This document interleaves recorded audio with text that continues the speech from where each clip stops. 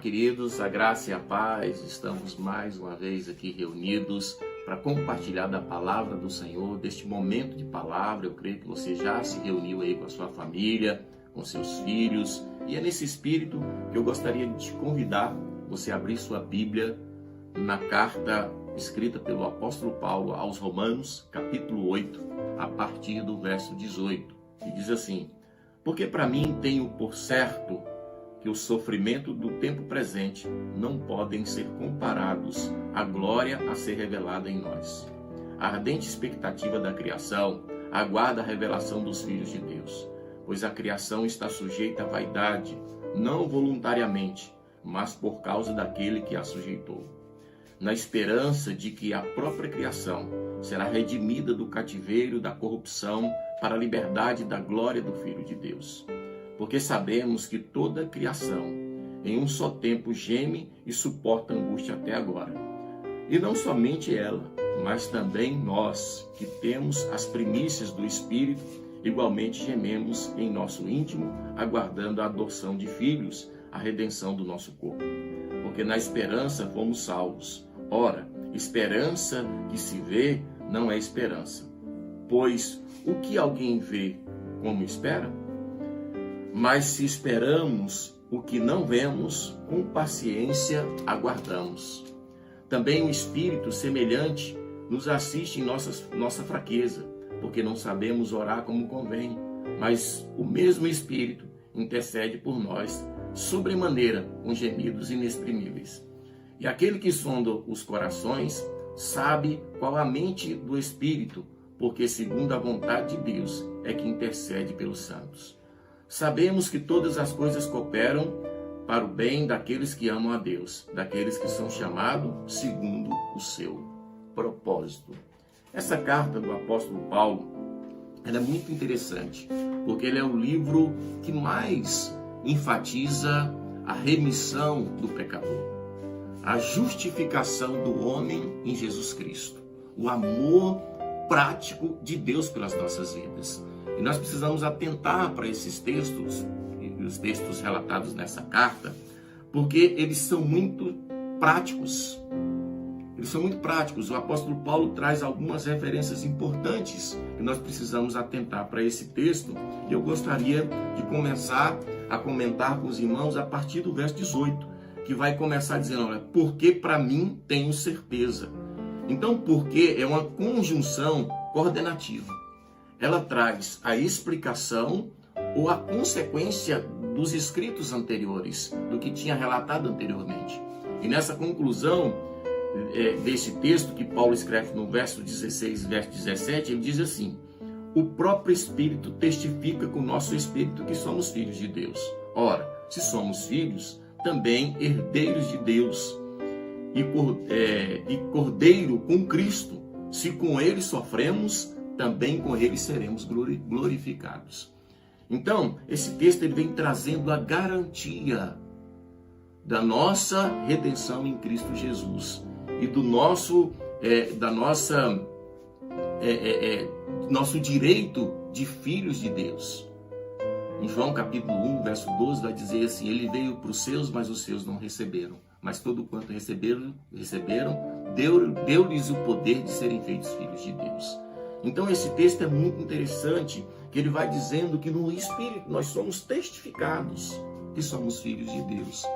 Então, mediante tudo isso que a sociedade está passando, a sociedade mundial está passando, às vezes surge a pergunta: onde estão os filhos de Deus? E nesse texto, no verso 19, ele vai dizer assim: a ardente expectativa da criação aguarda a revelação dos filhos de Deus. Que coisa interessante, né? Então, essa revelação dos filhos de Deus, ela é de forma progressiva. João Batista, quando ele veio anunciando, preparando o caminho para o Senhor, ele diz assim: olha, arrependei-vos, pois, porque está próximo o reino de Deus. E Jesus, quando ele expulsou os demônios, ele diz: olha, se eu expulso o demônio pelo dedo de Deus, certamente está sobre vós o reino de Deus. Então, o reino de Deus, ele é chegado com o derramar do Espírito Santo. E ele vai se estabelecendo na humanidade daquele momento até a nossa redenção total, onde nós seremos revestidos com um novo corpo e estaremos junto do nosso Senhor. Mas até que isso aconteça, muita coisa que vier sobre a terra, os filhos de Deus precisam se manifestar. Os filhos de Deus precisam ser revelados no meio de tanta tribulação, de tanta dificuldade. E aqui o texto vai falar que a natureza tem uma ardente expectativa para a revelação dos filhos de Deus. Querido, nós vivemos um tempo muito difícil. Nós vivemos um tempo que a sociedade está sendo abalada. E abalada pelos mais das pessoas aparentemente de vidas mais privilegiadas, porque esse vírus que alcançou toda a humanidade, ele começou pelas classes mais favorecidas, para o homem entender que o homem é pó, que o homem depende de Deus. A natureza vem demonstrando muitas dificuldades para a humanidade, com terremotos, com maremotos, com grandes temperaturas em alguns lugares, frio em outros lugares, falta de chuva em algum lugar, excesso de chuva em outros lugares. Tudo isso são sinais da natureza, da manifestação da natureza. E aqui a Bíblia fala que essa natureza, ela ardente, tem uma ardente expectativa. Toda essa criação tem uma ardente expectativa. Também os homens que ainda não conhecem a Deus, que também são criatura de Deus, são criados por Deus. Também os animais, também todas as partes da criação. Ela está numa expectativa muito grande que se revelem os filhos de Deus. E nós, como filhos de Deus, precisamos nos posicionar para que a glória de Deus seja manifestada na humanidade. Às vezes nós esperamos por muitas coisas e Deus tem nos chamado a atenção. A gente vai ver que a história da humanidade, a última vez que houve algo tão temeroso em toda a terra, onde se mobilizou toda a terra, todas as nações estão mobilizadas, foi no século XIV, com a peste negra. E aí nós vamos ter novamente algo que mobilize toda a humanidade, tão centrado, tão assim focada no mesmo problema agora.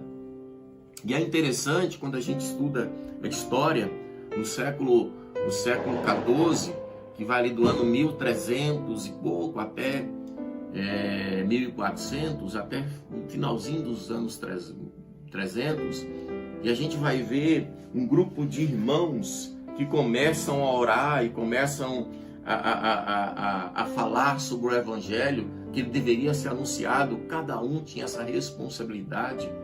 Cada uma pessoa que foi alcançada pelo Espírito de Deus tem a responsabilidade de anunciar o Evangelho. Na cidade de Boêmia e na cidade de Morávia, um grupo de jovens começaram a se reunir e falar logo depois da manifestação dessa peste negra. E era de casa em casa, porque não podia reunir grupos grandes de pessoas. E até do ano 1400 até o ano 1600, eles ficaram ali reunidos em suas cidades. Até que veio um líder religioso e perseguiu esse povo. Eles tiveram que espalhar por toda a terra.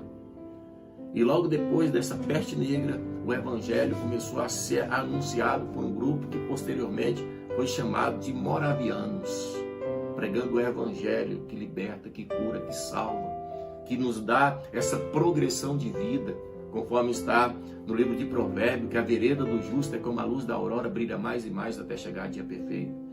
Queridos, quando eu olho para esse texto, eu me lembro que durante muito tempo eu trabalhei em serviço noturno e teve uma época que eu ficava observando o dia clarear e eu notei que os últimos minutos ou os últimos segundos da noite são os mais negros, quando a noite dá aquela escurecida, é porque o dia logo está nascendo, logo o sol está se pondo.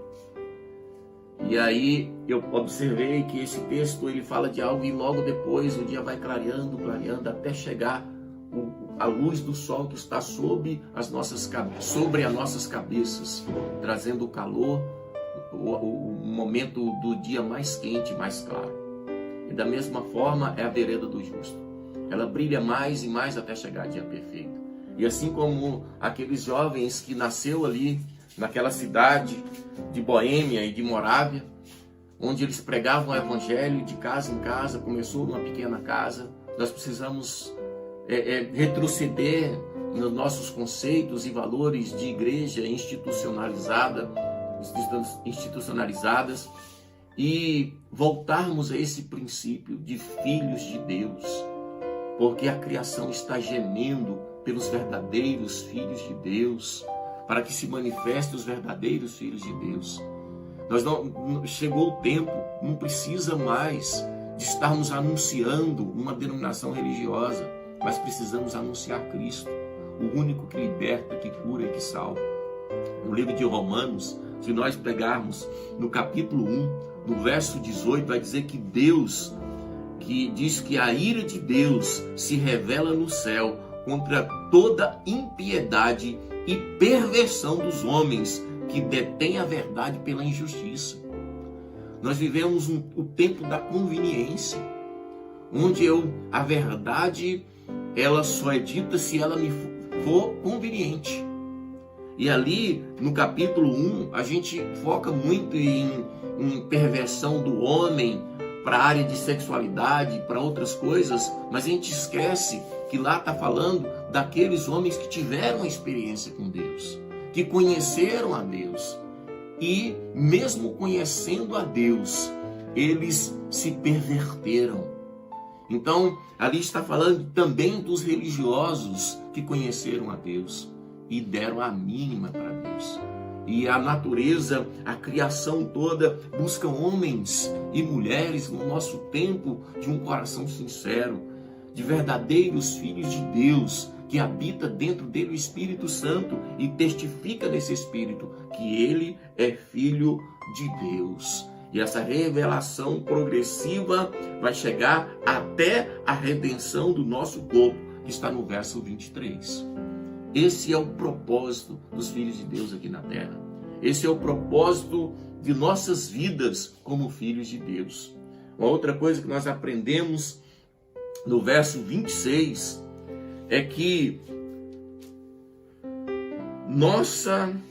verso 25, aliás, verso 24 e 25, primeiro tem algo importante, porque a nossa esperança, fomos salvos, ora, esperança que não está pautada naquilo que eu estou vendo. Porque se eu ficar pautado naquilo que eu estou vendo, em toda a terra, as igrejas estão todas fechadas. Não é aquilo que eu estou vendo, é aquilo que eu creio. Porque naquilo que eu não vejo, eu tenho paciência e a minha esperança está fundamentada. Porque, na verdade, 2 Coríntios capítulo 4, verso 18, diz, olha, não atentando nós nas coisas que se veem, mas as que não se veem, porque as que se veem são temporais e as que não se veem são eternas. É nisso que nós fundamentamos a nossa fé como filhos de Deus. Talvez eu não sei qual é o momento que você está passando. Eu sei qual é a sua dificuldade. Mas aqui está dizendo que não só a natureza geme, mas nós também, filhos de Deus, gememos também, sentimos também o sofrimento, passamos também pelas dificuldades. Mas a nossa fé não é fundamentada pelos os nossos sentidos naturais, mas é pela nossa fé. Porque é isso, a nossa esperança não é abalada quando vem uma tempestade, quando vem uma praga, quando vem uma doença, quando assola, ainda que seja toda a humanidade. Eu sei em quem eu tenho crido. Você precisa saber em quem você tem crido. Porque nós trazemos a verdadeira esperança de eternidade. E a criação de toda a terra, homens criaturas, animais, os mares, a floresta, tudo isso tem uma expectativa muito grande em você. As outras famílias que ainda não tiveram a oportunidade de conhecer o Senhor, deposita a esperança, mesmo que inconsciente, na manifestação dos filhos de Deus, no seu testemunho, naquilo que Deus tem feito na sua vida, naquilo que Deus tem feito na sua casa, ainda que seja uma demonstração de fé. Olhar em você e perceber, olha, em meio a tanta tribulação, eu vejo alguém que tem paz e tem fé e tem certeza que esse momento é temporal. E a manifestação dos filhos de Deus estão no testemunho daqueles que estão nessa condição, testificando pelo próprio Espírito que são filhos de Deus. Agora sim, nós vamos para o verso 26, dizendo assim, olha, também o Espírito semelhantemente nos assiste em nossa fraqueza, porque não sabemos orar como convém, mas o Espírito intercede por nós, sobremaneira, com gemidos inexprimíveis. Queridos, nós também temos as nossas fraquezas. Nós também temos as nossas limitações.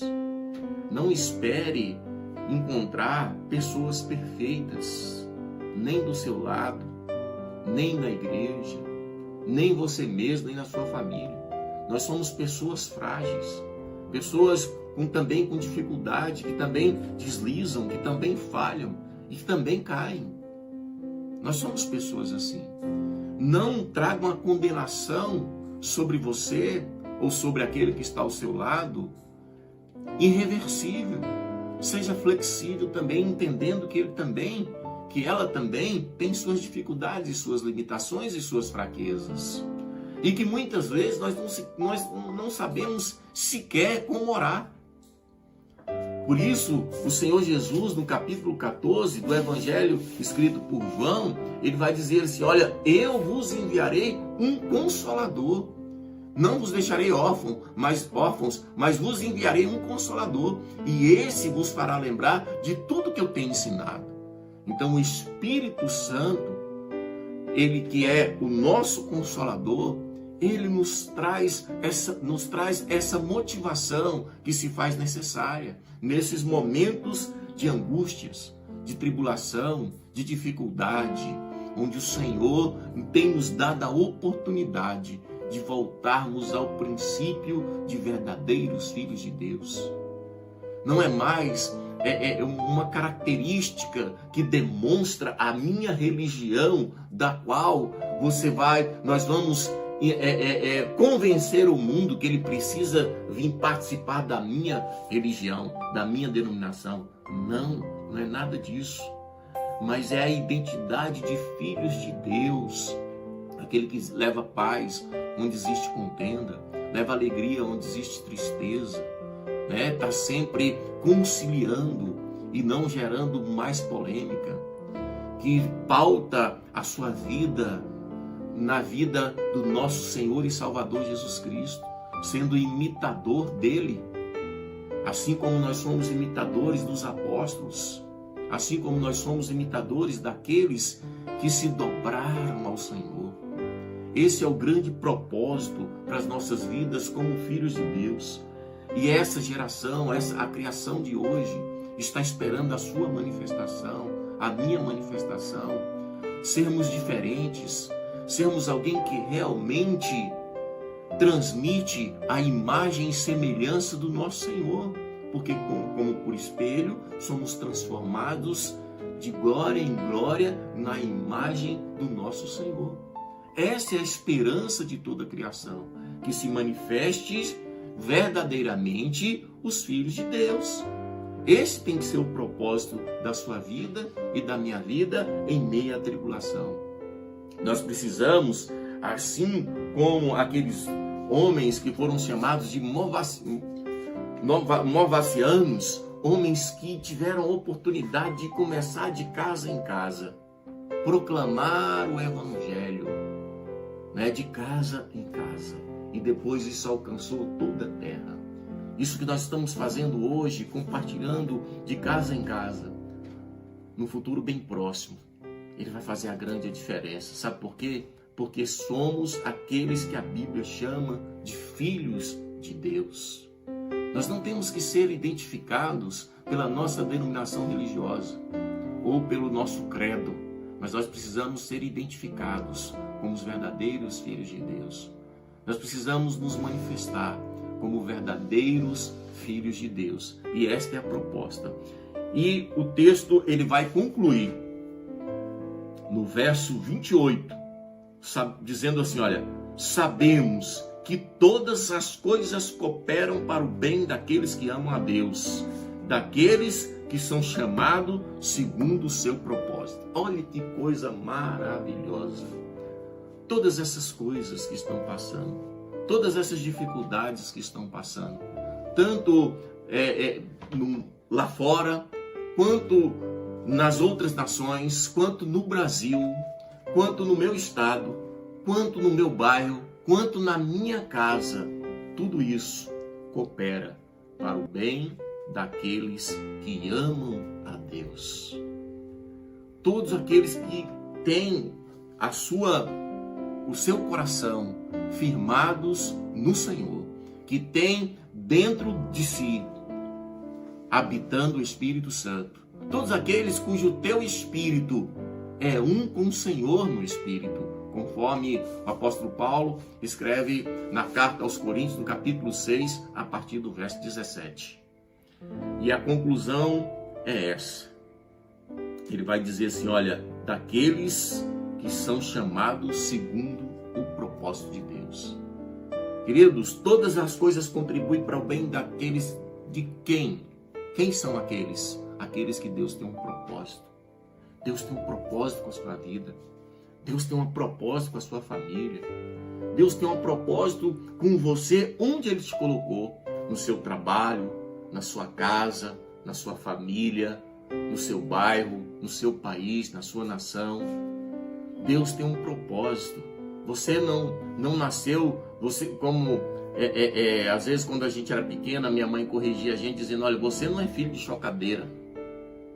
Você não é filho de chocadeira. Você é filho de Deus, um propósito.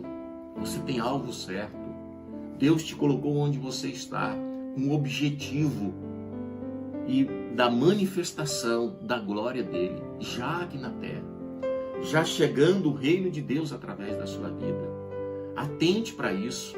Todas as situações que nós passamos, seja ela de ordem mundial, ou seja ela de ordem individual, ainda que seja uma crise que eu estou passando comigo mesmo, uma crise existencial, tudo isso contribui para o seu bem, para o cumprimento do propósito na sua vida, para o cumprimento do propósito de Deus na sua casa, na sua família, na sua cidade, no seu país e até em outras nações, porque o Senhor nos chamou não somente para onde nós moramos ou para nossa casa ou para eu resolver os meus próprios problemas, mas para que eu seja alguém que impacte uma geração, para que eu marque a história, para que eu seja um homem conhecido por impactar a história onde eu vivi.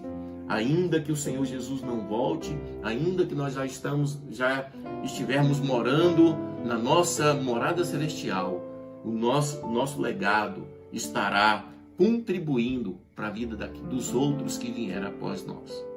Então atente para isso. Que o Senhor Jesus possa